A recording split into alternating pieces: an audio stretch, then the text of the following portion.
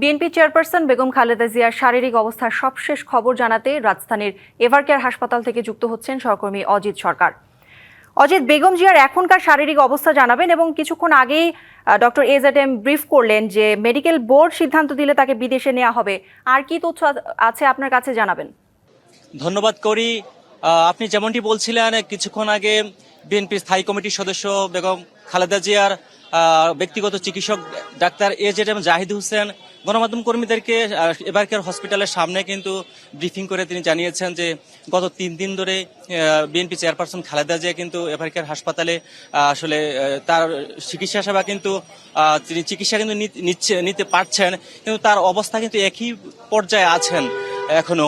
তো সেটা আসলে গণমাধ্যম কর্মীদের উনি ব্রিফিং করে জানিয়েছেন।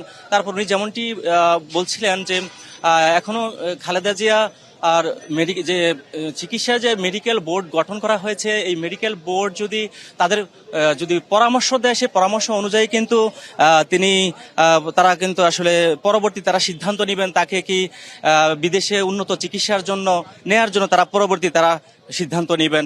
তারপর আসলে আরো যেমনটি তিনি বলছিলেন তার সাথে কিন্তু প্রতিনিয়ত কিন্তু কথা হচ্ছে বিএনপির ভারপ্রাপ্ত চেয়ারম্যান তারেক রহমানের কিন্তু আসলে এই মেডিকেল বোর্ডের সাথে কিন্তু প্রতিনিয়ত কথা হচ্ছে এবং তারেক রহমানের স্ত্রী জুবাইদা রহমানেরও কিন্তু প্রতিনিয়ত কিন্তু কথা হচ্ছে, তার খোঁজ খবর প্রতিনিয়ত তারা কিন্তু নিচ্ছেন।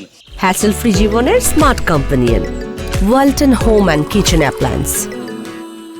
আর আরেকটি বিষয় হলো এখানে কিন্তু ডাক্তার জাহিদ হোসেন কথা বলার পরে কিন্তু এখানে আমরা দেখতে পেয়েছি এখানে জাতীয় পার্টির মহাসচিব শামীম হায়দার পাটোয়ারি এসছেন, তারপরে এরপরেই আসছেন কিন্তু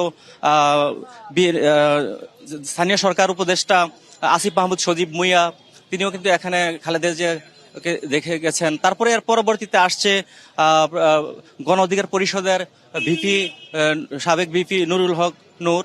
তো তারা আসলে এখানে তারপর বিএনপির পক্ষ থেকে যদিও আপনারা বারবার কিন্তু বলা হচ্ছে আসলে তার চিকিৎসা সেবায় হাসপাতালের যেন অন্যান্য রোগীদেরও যেন কোনো ধরনের বিঘ্নতা না ঘটে চিকিৎসা সেবায়, কিংবা তার সেবায় যাতে কোনো ধরনের সমস্যা না হয়, সেটার জন্য আসলে এখানে যেন এভারকেয়ার হাসপাতালের সামনে যেন বিএনপি নেতাকর্মী এবং অঙ্গ সংগঠনের কর্মীদের জন্য এখানে ভিড় না করা হয়, তাদের কিন্তু বারবার কিন্তু বলা হচ্ছে।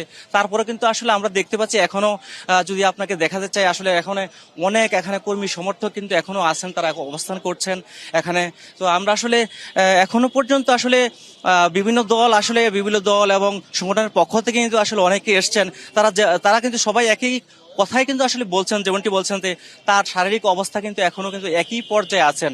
যে আসলে এর আগেও আমরা বিকেলে যে গুলশান বেগম খালেদা জিয়ার যে চেয়ারপারসনের কার্যালয়ে বিএনপি মহাসচিব ফখরুল ইসলাম আলমগীরও বলেছেন যে আমরা সবকিছু এখনো কিন্তু সবকিছু প্রস্তুত করা হয়ে আছে, কিন্তু তাকে বিদেশে নিয়ে চিকিৎসার জন্য সবকিছু প্রস্তুত করা আছে, কিন্তু তার জন্য মেডিকেল বোর্ডের যে পরামর্শ কিংবা সিদ্ধান্ত আসলে তাকে উন্নত চিকিৎসার জন্য কিন্তু বিদেশে নেওয়া হবে। তার আগ পর্যন্ত কিন্তু আসলে এখানেই কিন্তু এভারকেয়ার হাসপাতালে তাকে চিকিৎসা দেওয়া হবে।